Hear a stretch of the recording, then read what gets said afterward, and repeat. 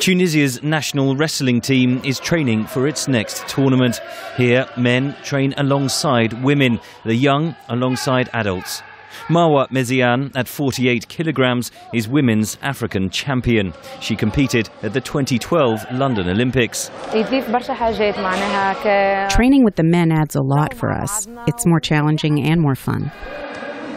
Tunisia won its first women's medal at the 2012 Olympics, but conservative Muslims objected to the attire worn by the medalist. These young men and women are training to become the future champions of Tunisia and possibly even the world. But the very future of Tunisia itself is still being fought over, including the role of women in society. A draft of the new constitution written last year described women as complementary to a man. That sparked criticism from women's rights groups and the clause was dropped.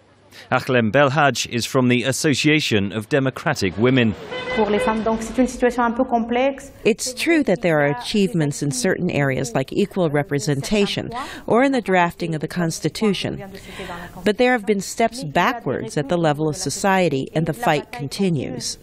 The Constitution is still being debated at the National Assembly. Meherzia Labidi, Vice President of the Assembly and a member of the ruling Ennahda party, says the draft that described the role of women was mistranslated. Now we are moving to an article about women's rights that is more precise, that is clearer, so having more legal impact. And what is important in this article is that it mentions that the state shall commit itself or to guarantee women's rights.